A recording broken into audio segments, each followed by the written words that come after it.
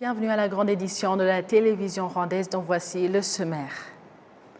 Le ministre rwandais des Affaires étrangères et de la coopération internationale, honorable Vincent Biruta, et le ministre des Affaires étrangères de l'Ouganda, le général Ondongo Jege Abkar, et la délégation qui l'accompagnait ont eu des discussions visant à analyser la politique et la diplomatie des deux pays. Au sommaire également, nous reviendrons sur les préparatifs de la 18e nomination des bébés gorilles au Rwanda.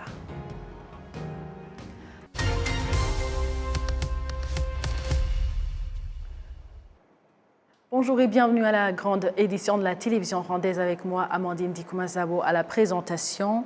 Le ministre rwandais des Affaires étrangères et de la coopération internationale, honorable Vincent Biruta, et le ministre des Affaires étrangères de l'Ouganda, le général Ondongo Jege, et la délégation qui l'accompagnait ont eu des discussions visant à analyser la politique et la diplomatie des deux pays. Des discussions entre les ministres des Affaires étrangères des deux pays interviennent suite à la volonté des chefs d'État de construire de bonnes relations entre les pays frères.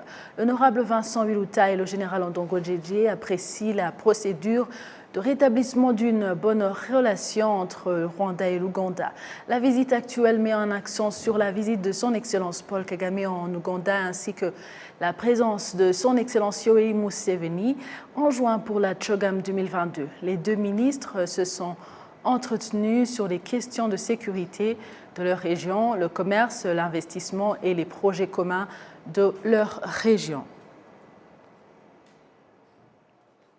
Place maintenant aux préparatifs de la 18e nomination des bébés gorilles avec notre confrère Jean Damascène Manishim.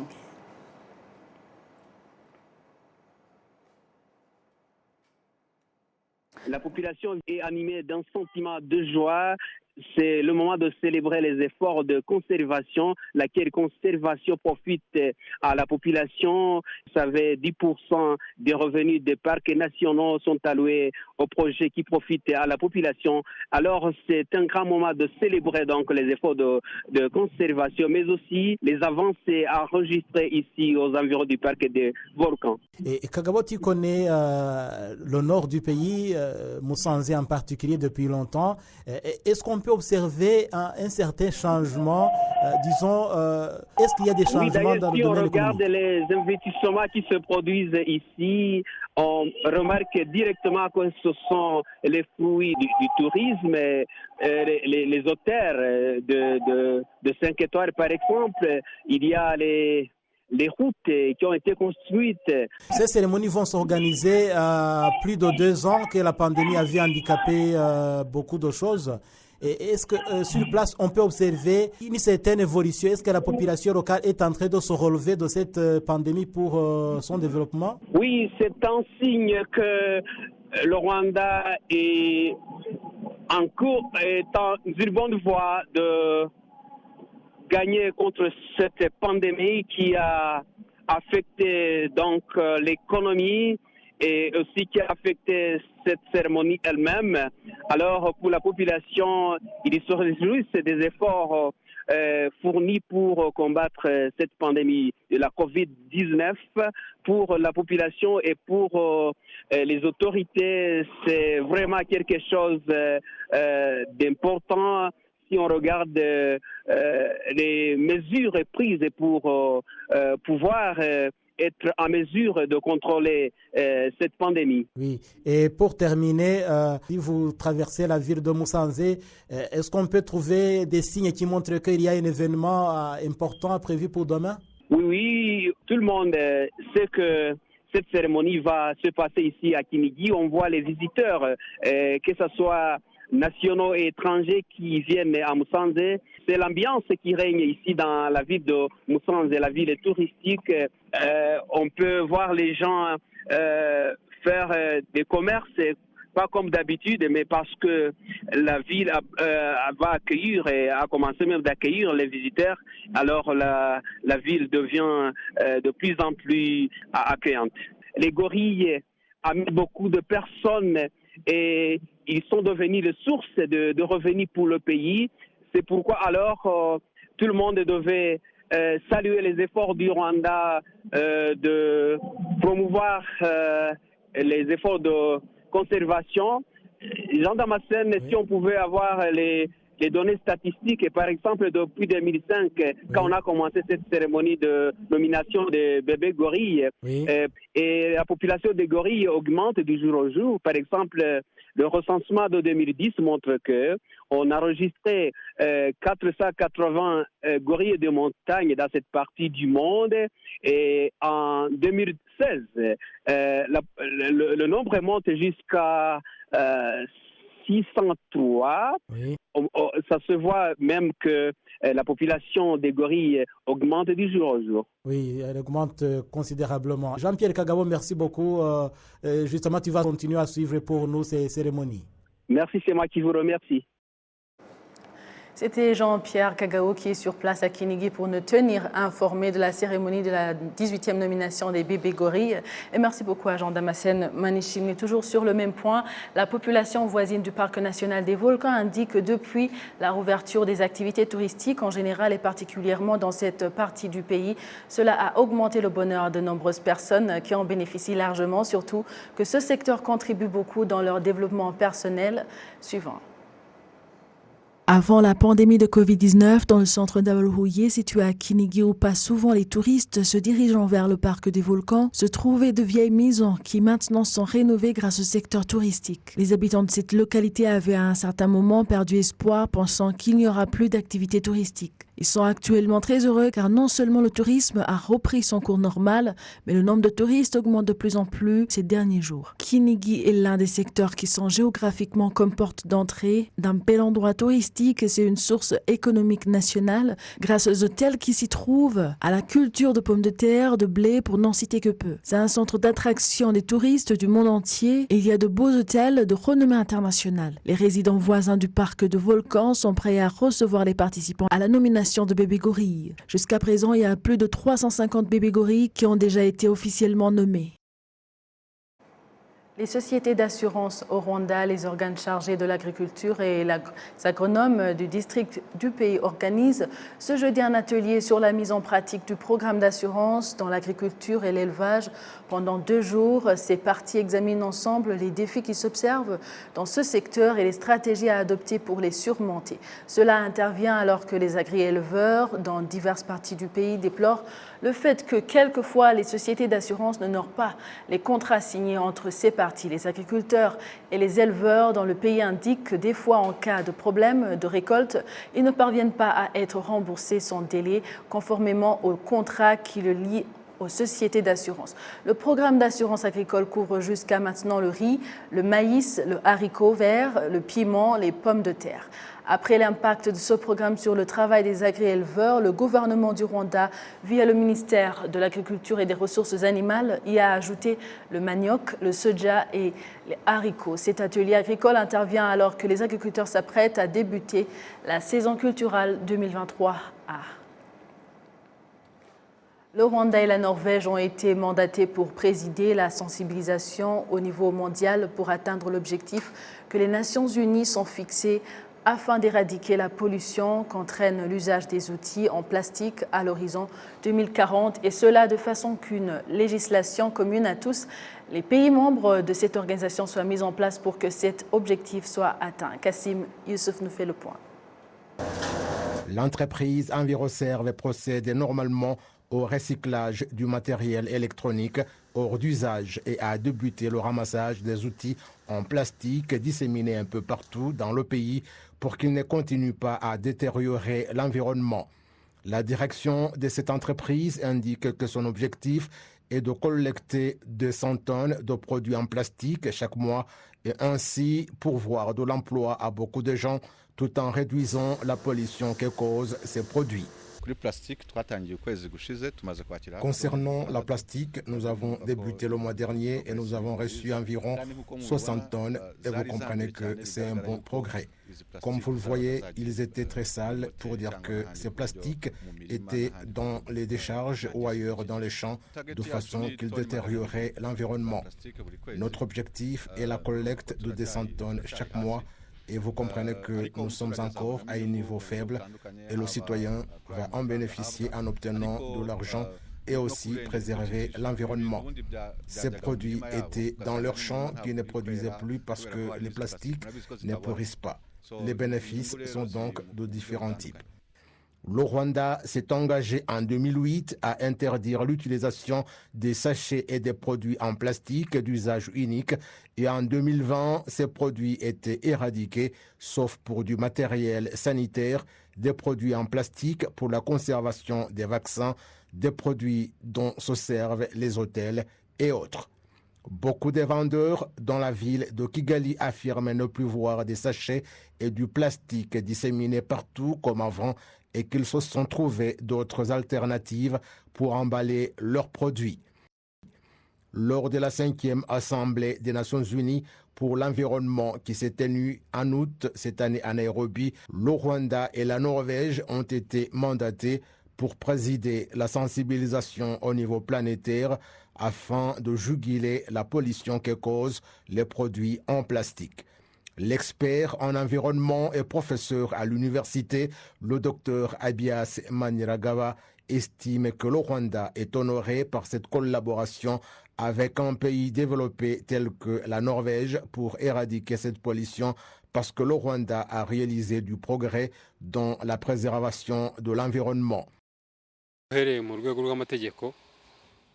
À partir de la législation, le Rwanda a été le premier à mettre en exécution la loi régissant l'éradication et la réduction des sachets. Je me rappelle que le Kenya a été le premier à mettre en place la loi, mais il n'a pas pu la mettre en application. C'était en 2004 avant nous, mais sa mise en application n'a pas abouti. Ils ont été surpris par un pays comme le Rwanda qui a adopté cette loi et l'a mise en application, et c'est jusqu'à présent. Pour des gens qui ont beaucoup voyagé, ils savent que dans certains pays, lorsqu'on veut venir au Rwanda à l'aéroport, on leur demande s'ils ont des sachets et si oui, on leur dit de les laisser sur place.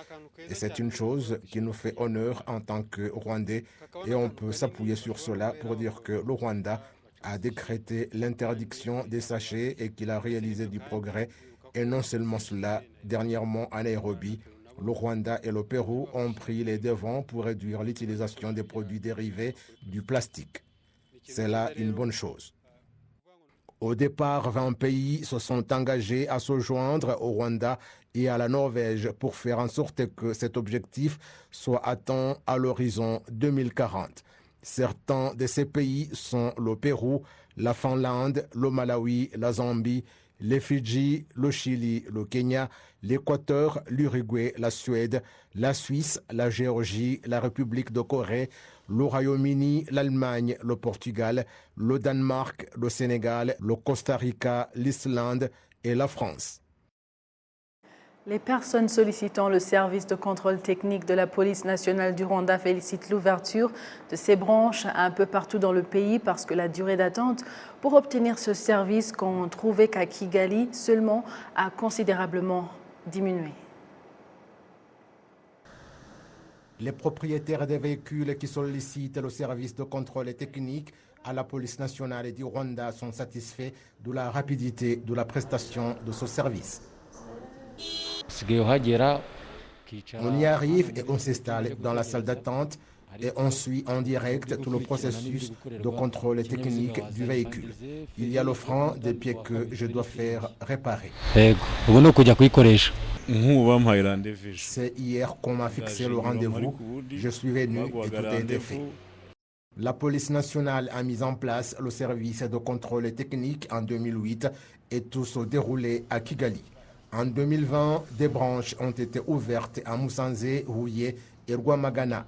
Les habitants de ces districts se rappellent bien le trajet, le temps et l'argent qu'ils dépensaient pour se rendre à Kigali pour le contrôle technique de leurs véhicules. Ils se réjouissent maintenant que ce service a été décentralisé. Le premier profit, c'est la bonne gestion du temps et le deuxième concerne l'argent parce qu'il fallait se rendre à Kigali. Et comme aujourd'hui où le prix du carburant a augmenté pour un aller-retour afin d'effectuer le contrôle, c'est cher et pas moins de 50 000. Étant à domicile, je viens faire le contrôle et si le véhicule a un problème, on me le dit et je vais le faire réparer et je reviens. Avant qu'il ne soit pas installé ici, il fallait se rendre à Kigali ou attendre jusqu'à ce que le service soit déplacé à Gisenyi. Maintenant, on demande un rendez-vous aujourd'hui et on vous l'accorde pour demain. Et s'y rendre, c'est facile parce qu'on ne consomme pas beaucoup de mazout. La direction de l'unité en charge du contrôle technique des véhicules à la police nationale indique que l'ouverture des branches de ce service dans les provinces a favorisé la bonne prestation de service. Lorsqu'il y avait beaucoup de véhicules, ceux qui avaient besoin de ce service passaient beaucoup de temps ici. On travaillait jusqu'à tard dans la nuit et le service n'était pas de très bonne qualité. Maintenant, nous accueillons un nombre que nous pouvons satisfaire et l'on ne passe pas beaucoup de temps ici et on n'a pas un grand nombre de véhicules.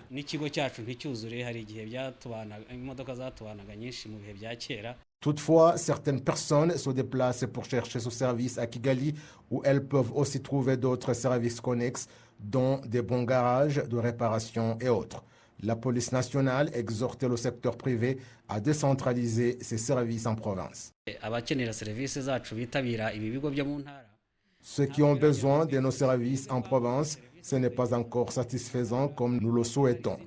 Nous avons décentralisé nos services en province, mais il y a d'autres secteurs tels que des garages et des échoppes de pièces de rechange et nous demandons au PSF d'inviter les acteurs du secteur privé à mettre en place ces services un peu partout dans le pays.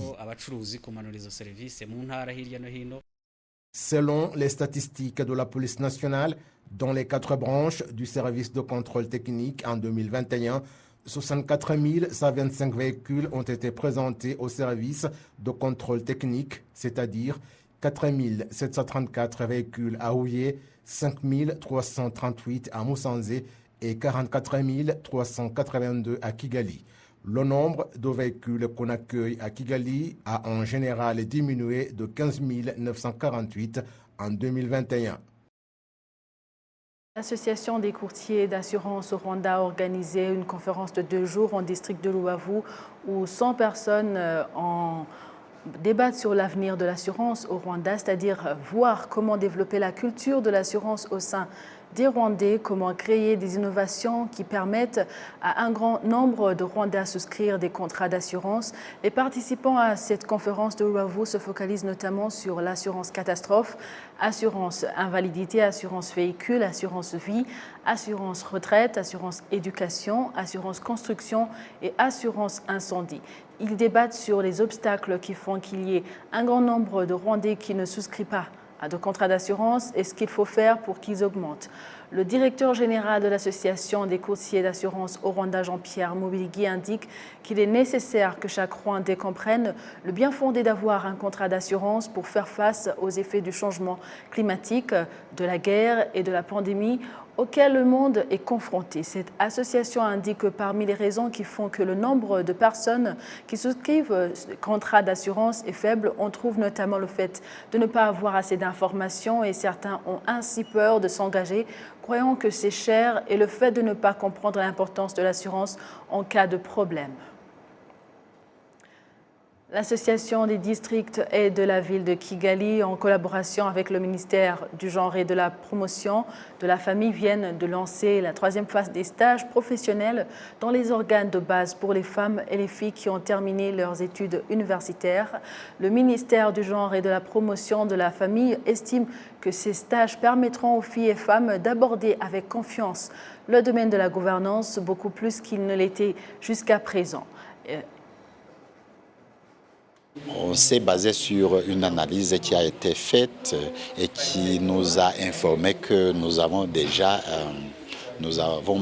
d'établir un pont entre la formation académique et l'emploi. Et puis, l'analyse nous a montré aussi que nous avons besoin d'un nombre de filles au niveau local qui inspirent les autres filles qui sont à l'école, bien qui vivent déjà dans la communauté. Troisièmement, cette analyse nous a montré que nous avons besoin d'augmenter le nombre de filles et femmes qui sont dans les instances dans les instances locales. Alors, c'est ainsi qu'on a forgé pour avoir cette opportunité d'offrir des opportunités à un nombre de graduants pour avoir un stage professionnel qui sert justement à servir de pont entre ces gaps, bien ces problèmes, à servir de pont entre l'école et la formation académique et la formation et l'emploi.